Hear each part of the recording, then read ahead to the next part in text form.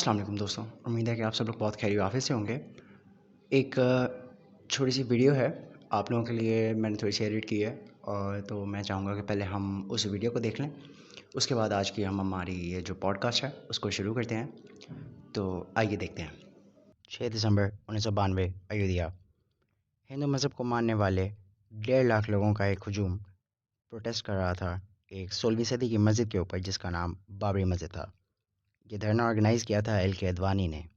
L के अडवाणी को BJP party of India की ताकत का निशान समझा जाता था और आज भी समझा जाता है। बीजेपी वो हिंदू नज़रियाती पार्टी है जिसने मौजूदा वक्त में ताकत की बुलंदियों को छू रखा है हिंदुस्तान में। सुबह 10:30 बजे तक माहौल की गर्मी में शिद्दत में इजाफा बहुत ज़्यादा आने लग गया था। पुलिस मस्जिद के इर्द गिर्द बैरिकेड्स लगा देती है किसी भी किस्म के हमले से बचने के लिए। दोपहर तक एक नौजवान बैरिकेड फलांग के मस्जिद के गुंबद के ऊपर चढ़ जाता है और एक ज़ाफ़रानी परचम लहराता है। ये एक सिग्नल होता है हुजूम के लिए कि वो मस्जिद बाबरी पर हमला कर दें।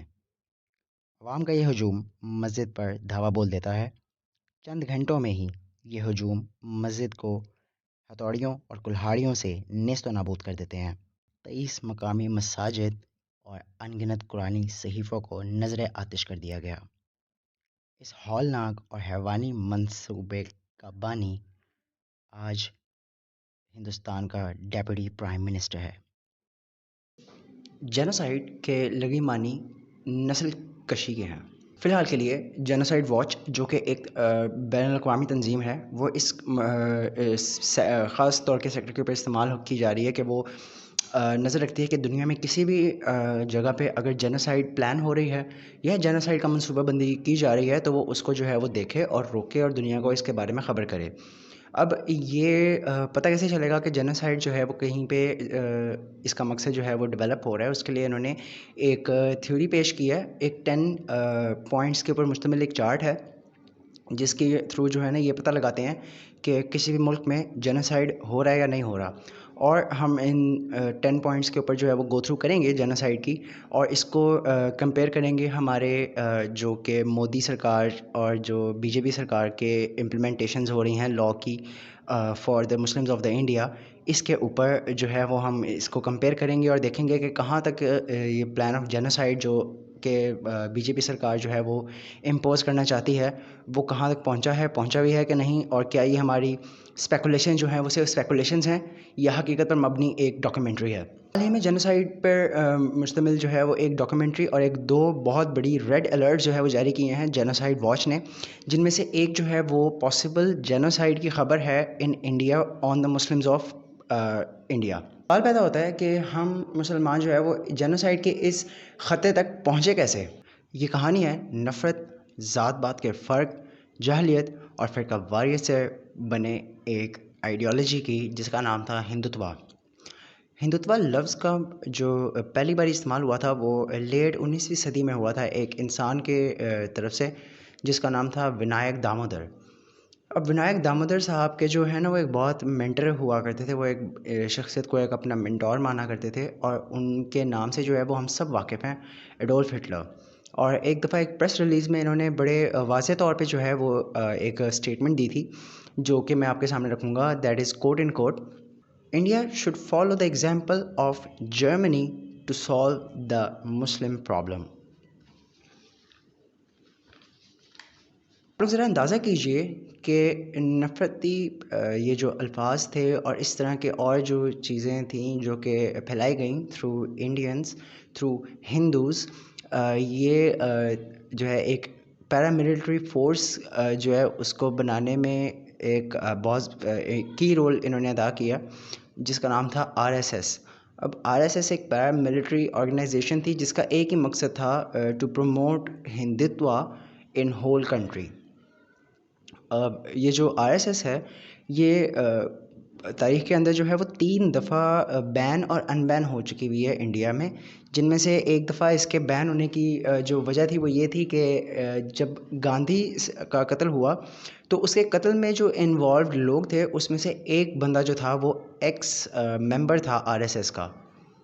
लेकिन इतना सब कुछ होने के बाद भी आरएसएस जो है वो उसको प्रॉपर्ली जो है परमानेंट बैन क्यों नहीं लगा इसके ऊपर, और इसका अभी तक नैरेटिव क्या था وہ نیریٹو جو ہے وہ یہی تھا کہ ایک کلچر جو ہے انڈیا کا، جس کے اندر سارے مسلمان، ہندو اور دیگر مذاہب کے رہنے والے لوگ جو ہیں وہ اتفاق سے اکٹھے رہ کے اپنی اپنی جو ثقافت ہے اور اپنے اپنا کلچر کو پروموٹ کرتے تھے، اور اس سے ایک سیکولر اسٹیٹ جو ہے وہ قیام پذیر ہوتی تھی جس کا نام ہے انڈیا. اس کو ہٹا کے ایک جو ہے وہ تشکیل دے دیا جائے ایک آئیڈیالوجی کو، جو کہ ہو انڈینز ورسز نان انڈینز.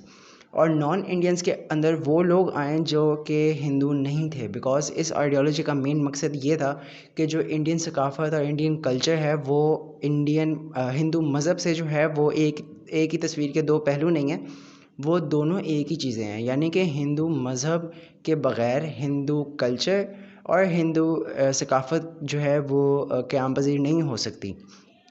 جس سے ایک واضح جو ہمیں نیریٹو دیکھنے کو مل جاتا ہے وہ یہ ہے کہ جتنے بھی ہندوستان میں رہتے ہیں وہ انڈینز ہیں، اور جتنے بھی مسلمان جو کہ جن کا مذہب جو ہے وہ ہندو نہیں ہے، وہ سارے نان انڈینز ہیں، چاہے وہ اس ملک میں پیدا ہی کیوں نہ ہوئے ہوں، چاہے اس کی سٹیزنشپ ہی کیوں نہ ان کے پاس ہو. These are called the non Muslims. Now disclaimer alert, Hindutva کا مطلب ہندوازم بالکل بھی نہیں ہے، اور نہ ہی سارے ہندو جو ہیں وہ اس ہندوتوا آئیڈیالوجی کے اوپر بلیو کرتے ہیں.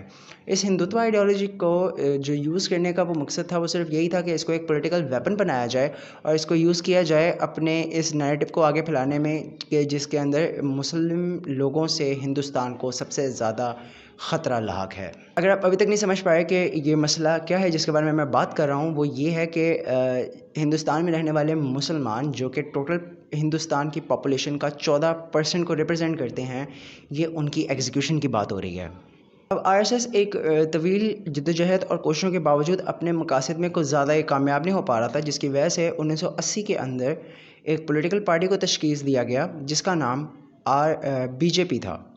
اور بی جے پی مین وہ پولیٹیکل پارٹی تھی جس کا بننے کا مقصد یہی تھا کہ آر ایس ایس اپنے عزائم کے اندر جو ہے وہ کامیابی حاصل کر سکے. بی جے پی نے ہندوتوا نیریٹو کو بنیاد بنا کے جو ہندو میجورٹی تھی ان کے برین واشنگ اس طریقے سے شروع کی کہ ایک اسٹیٹ جس کی ڈومیننٹ جو میجورٹی پبلک ہے وہ ان کو خطرہ لاحق ہونا شروع ہو گیا ایک مائنورٹی سے اسی ملک کی، اور یہ ایک بہت ہی زیادہ ایلینیٹڈ کانسیپٹ تھا.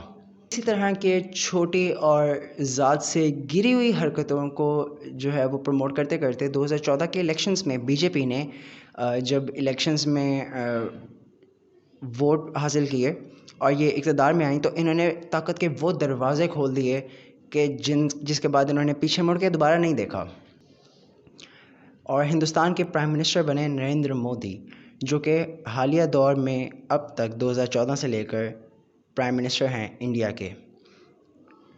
2014 سے جب سے ان کی الیکشن کیمپین شروع ہوئی مودی صاحب کی، ان کی الیکشن کیمپین ایک ہی چیز کے ارد گرد گھوم رہی تھی، اور وہ تھی اسلاموفوبیا. انہوں نے اسلاموفوبیا کو اس طریقے سے پروموٹ کیا کہ جو کنٹروورسی اور کانسپریسی ایک بہت ڈارک سیکٹر میں جو ہے وہ پائی جاتی تھی، انہوں نے اس کو اٹھا کے مین اسٹریم میڈیا کے اوپر لے آئے اور اس کو اس طریقے سے پروموٹ کیا کہ نہ صرف ملک بھر میں بلکہ بین الاقوامی سطح کے اوپر لوگوں میں یہ اعتبار لانا شروع کر دیا کہ ہندوستان کو اور کسی بھی قسم کے جو مذہبی لوگ ہیں یا کسی بھی کلچر کے لوگ ہیں جو کہ اپنے کلچر، اپنے مذہب، اپنے ثقافت سے تعلق رکھتے ہیں، ان کو سب سے بڑا اگر خطرہ کسی چیز سے ہے تو وہ مسلمانوں سے ہے. یہ بتاتا چلوں کہ مودی سرکار جو ہے وہ اس کے پاور میں آنے کے بعد سے مسلمانوں کی ثقافتی، مسلمانوں کی سیاسی، مسلمانوں کی سماجی جو زندگی تھی اس پہ بہت زیادہ ریڈیکل ایفیکٹ آئے. اور یہ مودی صاحب جو ہیں یہ ایکس آر ایس ایس کے ایک ممبر بھی ہیں، جہاں سے ہمیں پتہ لگتا ہے کہ what is the connection between R S S, between B J P سرکار and between Modi and between the ideology of Muslims, جس کے کاؤنٹر میں انہوں نے ہندوتوا آئیڈیالوجی کو رکھا تھا، اور اس کا صرف ایک مقصد تھا، that is the genocide of Muslims. اب مودی سرکار نے اوور دا ٹائم بہت سی چھوٹی چھوٹی چیزیں، چھوٹے چھوٹے حرکتیں کر کے مسلمانوں کا گھیرا جو ہے وہ تنگ سے تنگ کرتے گئے، جو کہ ہندوستان کے اندر جو ہے وہ قائم پذیر تھے. سب سے پہلے انہوں نے کیا کیا، انہوں نے بیف کی کنزمپشن اور بیف کے یوزیج کے اوپر بین لگا دیا مسلمانوں کی. یعنی کہ کوئی بھی مسلمان اگر جو بیف ہے اس کو کاٹتا ہوا، اس کی ٹرانسپورٹیشن کرتا ہوا، اس کی تجارت کرتا ہوا یا اس کو کھاتا ہوا پکڑا جاتا تھا، تو RSS کے یہ باغی ان کو کتوں کی طرح ڈھونڈتے تھے اور ان کو گھروں سے باہر نکال کر ان کو کاٹتے تھے. ان کے ساتھ جو ہے وہ بدسلوکی کی جاتی تھی اور یہ کھلے عام ہوتا تھا. اور اسلاموفوبیا سے منسلک دہشت گردی کی من گھڑت کہانیاں اور افواہیں پھیلانا شروع کر دیں، اور اس کے اوپر بیس جو ہیں وہ میڈیا کی مدد سے ایسے موویز بنا کے سافٹ سائیکولوجیکل اٹیکس کیے گئے پوری جو ہندوستان کی عوام تھی. اور یہ چیز ان کے ذہن نشین کی گئی کہ اسلام اور مسلمان ہندو لوگوں کے اور ہندوستان کے دوست تو کبھی نہیں ہو سکتے. اگر آپ کو ابھی یقین نہیں آتا کہ یہ سب کچھ واقعی میں ریئل ہے، کوئی من گھڑت کہانی یا کوئی جو ایک کانسپریسی تھیوری نہیں، تو چلیے آئیے میں آپ کو دکھاتا ہوں کہ کیسے. آپ کو جینوسائیڈ واچ تنظیم کے بارے میں تو یاد ہی ہوگا، جس کے بارے میں نے آپ کو پوڈ کاسٹ کی شروعات میں بتایا تھا. ہم اس کے ان 10 پوائنٹس کے اوپر جو ہے وہ نظر ثانی کریں گے جو کہ انہوں نے دکھائے تھے ہمیں، اور دیکھیں گے کہ یہ جو پوائنٹس ہیں یہ کتنے ریلیٹ کر سکتے ہیں ہم آج کے موجودہ حالات میں جو کہ انڈین مسلمس کے اوپر جو ہے وہ ہو رہے ہیں.